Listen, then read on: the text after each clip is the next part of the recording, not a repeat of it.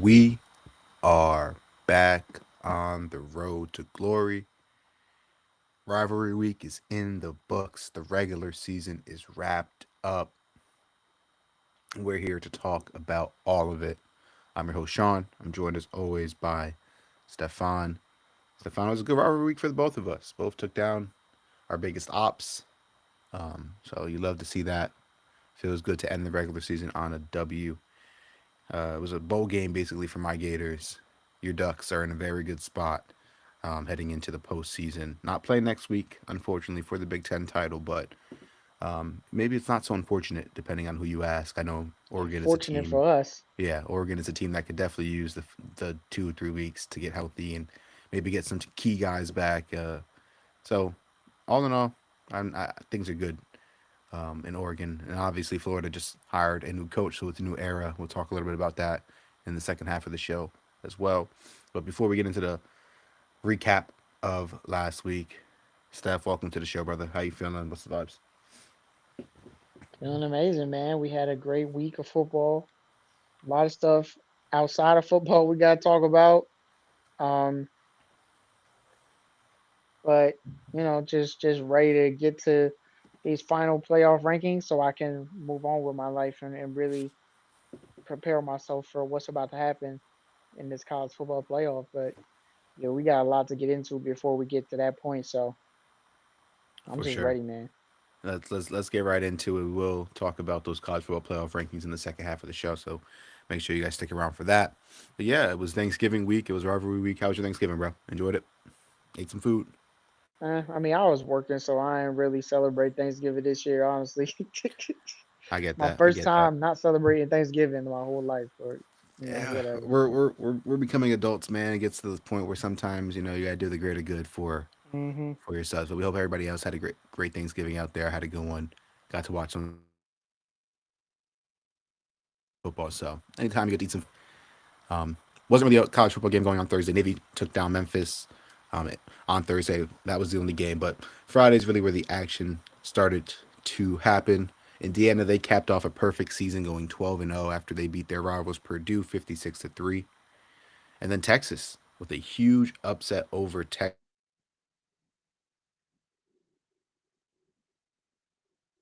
all year long. They kind of just played to their competition. It felt like during for the big games they kind of get up for most of them, and then for those those Kentucky, the Mississippi State, the Florida games, those lower level teams, they were just kind of sleepy and sleepwalking through those, and that's going to get you caught up and obviously a good team doesn't need good competition to execute and play well. We'll talk a little bit about Ohio State later. I think they're a great example of that. But all in all, Texas gets a huge win over their rivals, Texas A&M. Kind of makes me a little bit nervous about Texas A&M. A lot of people were talking about, oh, if you look at their schedule, they've only been in the bottom half of the SEC, and like, yeah, that's true. But again, you cannot blame Texas A&M for that. That's not their fault. They just go and play whoever's on their schedule, and they were doing what they were supposed to do for the most part. They were winning games, but now they finally faced some tough competition and didn't look great. Did not look great. Marcel Reed, obviously, past couple of weeks have not been his best football, especially not in this game. And on the other hand, this is the Texas that I think a lot of us expected to see throughout the year.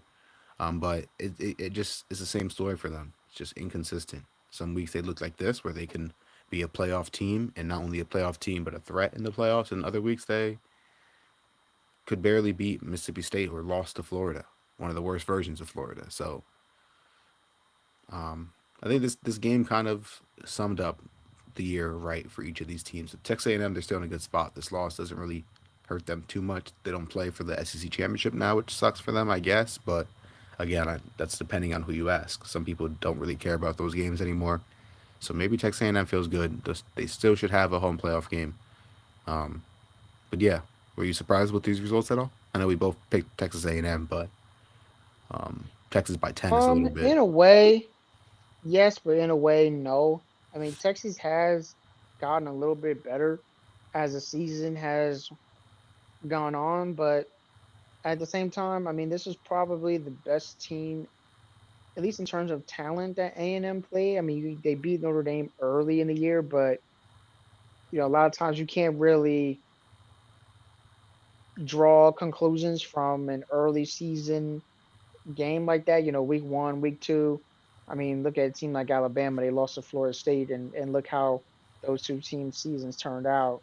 So, but yeah, it was a great win for A&M to beat Notre Dame. And then even if you look at how that game ended, they won because what was it? Notre Dame missed an extra point. I mean, there was a lot of things that went into that, and um, Texas got up for that game against A&M. They thought that if they won, they could have a chance at the college football playoff, and it didn't happen for them. And we'll get into that a little bit later, but yeah, I mean, Texas looked pretty dominant. Um, Marcel Reed didn't really look that good, and honestly, this game was kind of how I thought a playoff game with A&M would go. Whether they played like a Georgia or an Oregon or an Ohio State, like I thought it would pretty much go like that. Like, yeah, there'd be some plays that A&M would make to kind of hang around, but in the end, they would end up losing by double digits. Yeah, I mean, this was as close to a playoff football game environment as you're going to get. Um, and probably the biggest test A&M has had so far this year. And unfortunately, they did fail it. They have another opportunity, another crack at it in a couple of weeks. We'll see if they learned from this loss and can maybe get a victory in the first round, depending on excuse me, depending on where the matchups lay out. Georgia, though, they went to Atlanta to take on Georgia Tech, where they defeated the Yellow Jackets 16-9. Pretty low scoring affair, especially after that 8 OT banger that they played last year. I think both teams scored up close to the 50s, if I'm remembering that correctly. Maybe I'm overestimating, but it did go to a bunch of overtimes. They scored It a was bunch of eight points last year. overtimes. Yeah, and uh, and it was kind of the exact opposite in this game. But again, Georgia kind of controlled this throughout the game. Never really felt like Georgia Tech was truly a threat. A few moments you thought maybe early Georgia Tech could have a chance, but the Georgia Tech this year has not. It's been fool's gold for the most part, and Georgia pretty much disposed of them and secured their spot in the SEC championship, as well as another victory over Little Brother.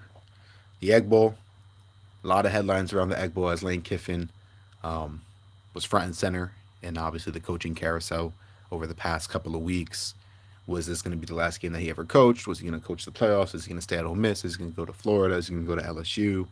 What's going on? And none of that really affected the results on the field. Ole Miss cruised to a victory, 38-19. As we all now know, Lane Kiffin has decided and has signed to be the next head coach at LSU. I think they had their opening press conference earlier. We'll get Steph's take and my take a little bit about the coaching carousel later. But Ole Miss, they handle business. They lock up a playoff spot for themselves. They miss out on the SEC championship game because of tiebreakers, but still, great season from them. And I think they elevated their defensive coordinator Pete Golding to head coach, and they're bringing back Charlie Wise Jr., their offensive coordinator. So I think Ole Miss should still have a decent shot to maybe make a little bit of noise depending on their matchup here in the playoffs. Utah, they beat Kansas 31-21, while Arizona beats Arizona State 23-7. Iowa, Hey, they Arizona quietly had yep, a really solid season, man. I remember when they first hired Brent Brennan, I was sitting up here saying that it was going to work out, and then yep, last year they kind of had a bad record, and I was thinking about walking that back, but then they came back this year and really improved. So shout out to Arizona. yeah. Shout out to Arizona. Good win over Arizona State, their rivals, and good season overall, bouncing back from that 3-9 performance last year. Mentioned Iowa, they beat Nebraska 40-16. While North Texas, they lock up their spot in the American Championship as they beat Temple 52-25 Friday night. That leads us into Saturday, and it started at noon with the game Ohio State, Michigan. Obviously, headline the news around this game has been the streak, the curse, Ohio State failing to beat Michigan, despite capturing that national championship last year. Um, this year they get it done. Started a little wonky, kind of started in the way a lot of these games in the past began, and I know myself as well as a few others were looking around like, maybe here we go again.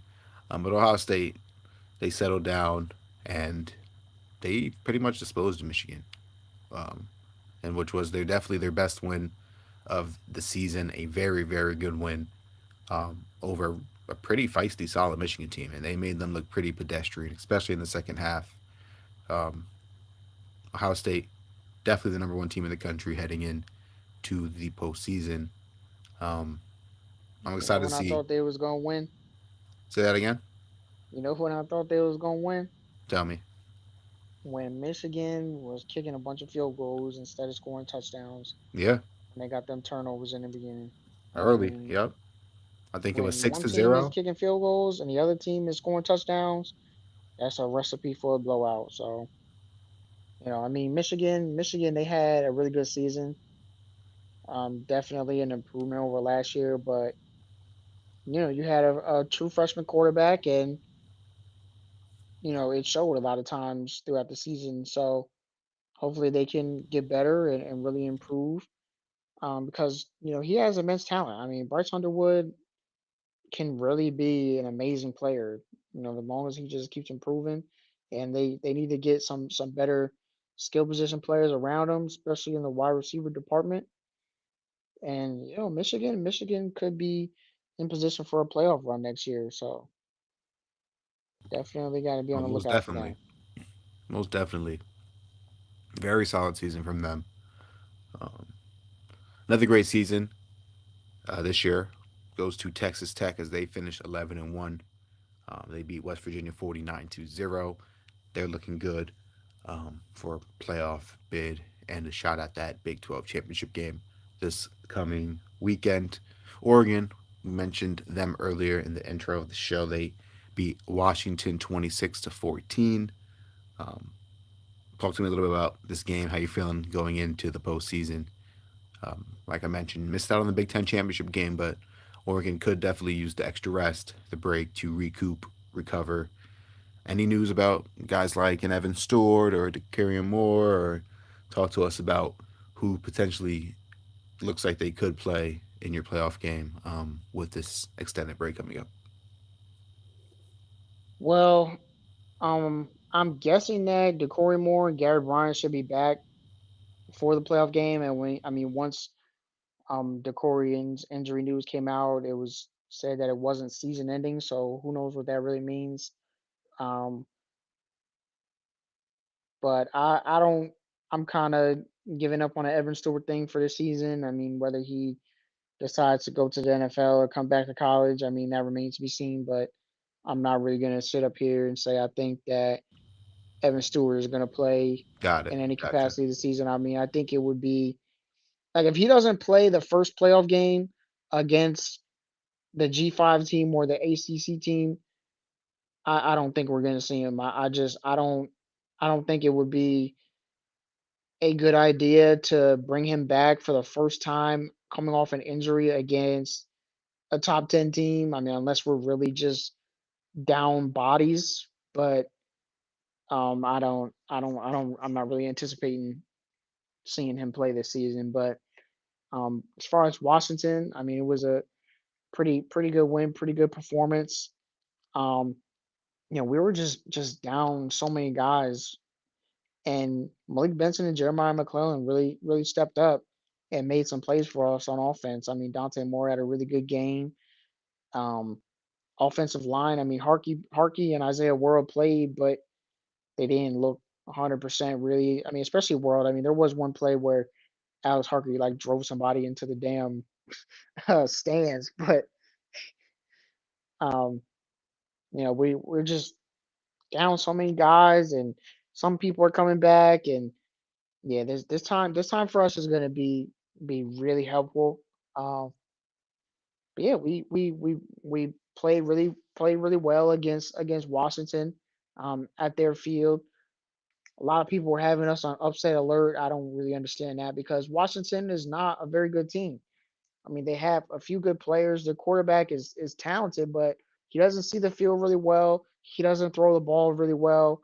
And as soon as you put a little bit of pressure on him, he makes mistakes, and he did during the game against us. I mean, it's funny because he's a really fast guy and he's really good at running, but he also takes a lot of sacks, and that also happened a few times against us too. And Washington fans were just being really delusional leading up to the game and even after the game.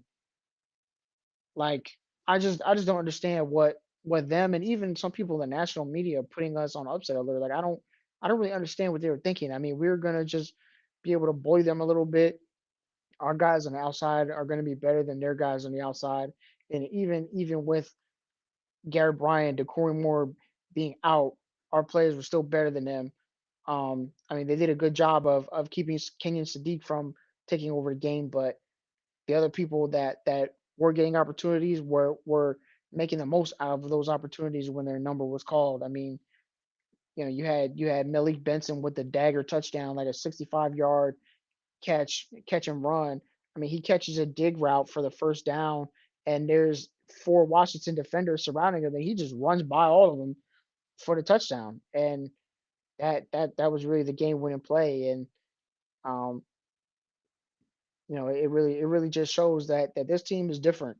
In the past, if Oregon would have lost two starting receivers, multiple linemen and people like that, we would be in big trouble. We probably would lose to one of the worst teams on our schedule. But now it's like next man up. The next man up mentality is for real with this team. So I really got to give credit to everybody that was playing. And on defense, like I said, you force Damon Williams to beat you throwing the ball. He makes mistakes. We picked him off twice. Um, Denzel Boston didn't really do much. He had two touchdowns, but they were both in the red zone. It wasn't like he was torching us. He didn't have that many yards. I think he had like 30 yards receiving, but you know, players like that are gonna make plays, and he's a guy that's a future NFL player. But other than him and Demont Williams, I mean, we really shut down Jonah Coleman. He didn't do anything, but I know he's not at 100%. Um, so yeah, like we really just executed our plan, played really well, and came out with a W and showed why we're a top 10 team and should be one of the teams in the college football playoff, man. All right. Another team headed to the college football playoff. Oklahoma punched their ticket after surviving a close game against LSU. Oklahoma just has the same formula. They play the same game every single week, and here they are, somehow sitting at a 10-2 record. Um, Iowa, the SEC. yeah, pretty much. Um, that's a perfect way to put it. Actually, they are pretty much in at this point, as they should be. And I'm interested to see how a playoff game goes for these guys because, again, they're just a team that I feel like does not play a pretty brand of football, but they just drag every team into the mud and make them play their style and turn it into an Oklahoma kind of game. And if you're going to play at their pace, if you're going to play their style of game, I feel like they're going to have a good chance to win. I mean, they won 10 out of 12 when they played their style this year. So I think it's going to be very matchup dependent. Um, Depending on how Oklahoma performs in the playoffs for me. But I don't think Oklahoma's beating anybody. I don't think they should. But who knows? We'll see. They they they beat teams they shouldn't before. So and no one's perfect in the field. That's one thing. Maybe Ohio State, Indiana, but even the Notre Dame, a pretty controversial team in this playoff race. They beat Stanford, their rival, 49-20, and they moved to 10-2. Um, we'll talk about them when we talk about the CFP poll in a little bit. Alabama, they survive Auburn and punch their ticket to the SEC championship game. rematch against Georgia. Alabama scares me, man. They scare me, but they held on to the victory. They find ways to win, and I think with the win over Georgia, they have a chance to get a bye coming up. So big game for them against Georgia in the SEC championship game, but I don't have too much faith in Alabama right now. Bro, they play to their competition every time Yeah. because they should not have even been in that tight of a game with Auburn. They do stuff like this all the time. They're gonna be up for that SEC championship game. I'm telling you. Yeah, I would not be surprised. That just seems to be like the Kalen DeBoer kind of coaching style too. Like Hmm. just the identity of a lot of his teams. They just play like that. So yeah, I think the SEC championship game will be a lot of fun, but uh, we'll talk about that when we get there. BYU, they beat UCF, and they have a chance now to play in the Big 12 championship game and potentially punch themselves a ticket to the playoffs. I think BYU is a big um, bracket buster kind of team. Um, Oh yeah. because if obviously they beat Texas Tech, there's a chance that a lot of teams on the bubble get left out. One of these SEC teams, one of these at-large teams that could potentially get in, like a Miami or Notre Dame, potentially they might get left out over a BYU that wins the Big 12. So very interested to see what they can do on on Saturday. And huge news as it was announced earlier today that head coach Kalani Satake is going to um, stay at BYU. I know he's been a candidate at Penn State for a while, and I think we actually talked about this earlier in the year. I think I even mentioned him as a potential candidate for the Florida job, and we talked about it. And I think you kind of had mentioned like, yeah, I think he has a lot of ties just to that community and to that BYU kind of culture that they have there, or cult, depending on who you ask. Um, and so that it would kind of be hard to pull him away, even though obviously he's a fantastic coach. I mean, look what he has BYU doing. I mean, last year BYU again, I think they won 11-1. They lost their first game in week 14 last year. Big 12 is a competitive conference. I mean, it's not the top conference, but when you're playing with even when you have an even playing field, it really does come down to the coaches. If you give me if Yeah. everybody has the And I same mean, cards, who he uses the has cards the best? BYU as good as they've ever been Yeah, in my entire life. he's a coach. He's a hell of a coach. So sucks for Penn State to kind of miss out on him. And now they're kind of left with their hands in their pants. And we'll talk a little bit about Penn State in the second half. But what are they going to do? They're, I mean, I'm sure they have a plan, but they seem like they're cooked. So I don't think they have a plan. yeah, I'm not sure. Um, they were the first team that fired their head coach too. So Hmm. who knows? But Miami, they beat Pitt 38-7, knocking Pitt out of that ACC championship race and just making way for Duke at 7-5 to compete for the ACC title and potentially maybe a playoff spot. I know obviously the ACC could just get left out altogether if Duke wins, but Duke's resume might be better than a team like JMU, even though they have multiple losses. They have way more FBS wins. I don't know what's going to happen there, but it's just nasty work in the ACC. I'm down to just leave them out, in my opinion, but who knows?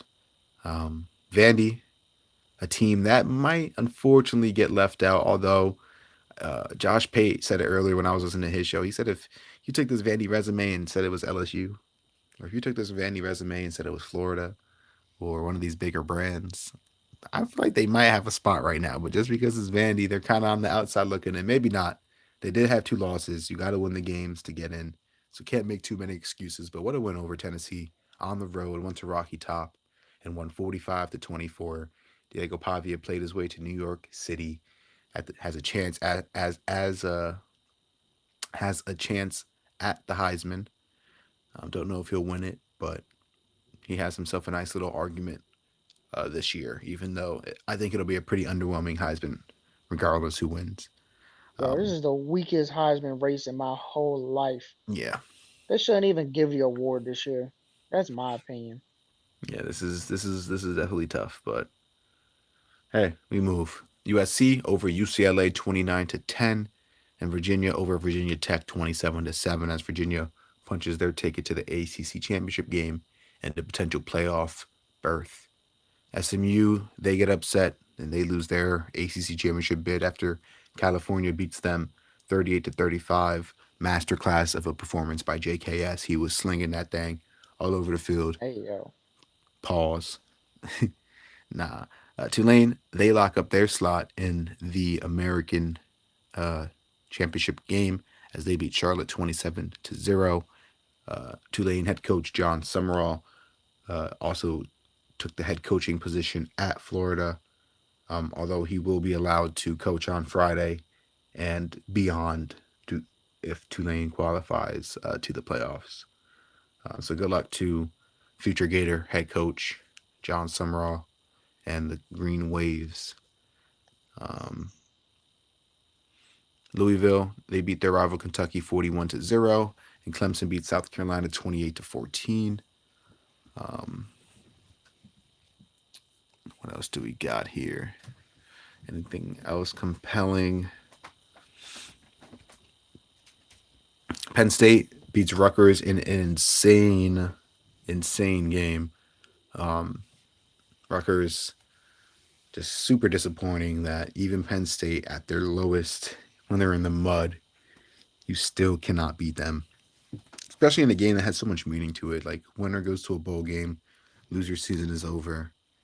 And then you just, the way they lose too, and Kelly McMahon is just literally just dropping the ball, like gets the snap, and as he's going to just bring the ball up and take his drop back, he just completely just drops it. And not only does he just drop it, Penn State picks it up and takes it for a touchdown. Their only points in the fourth quarter, the game-winning touchdown. Just sickening, just sickening. Rutgers season is over. Hate to see that. James Madison, they beat Coastal Carolina 59-10. They secure their spot in the Sun Belt Championship game, and they look to potentially secure maybe a second G5 playoff berth, or maybe just the only spot, depending on how the rest of the weekend or this upcoming weekend plays out. Florida beats Little Bro Florida State 40-21. Florida State is just truly awful, and the fact that they're keeping Mike Norvell, man, it's tough. It's tough in Tallahassee. I would say I wouldn't wish this on my worst enemy, but I do wish this on my worst enemy, and it actually happens that Florida State is one of my worst enemies. So this is beautiful. This is beautiful. Yeah, that will pretty much wrap it up for the recap segment of our show. State sucks. Say that again. Florida State sucks. Yeah, Florida State is absolutely horrible, but still some compelling results. This past weekend was still a fun weekend of college football. Let's go ahead and take a 1 second break. We will see you guys on the other half. We're going to talk about coaching hires. We're going to talk about the college football poll that just dropped, and we're going to make some championship game picks. So stay tuned. Should be fun. Be right back.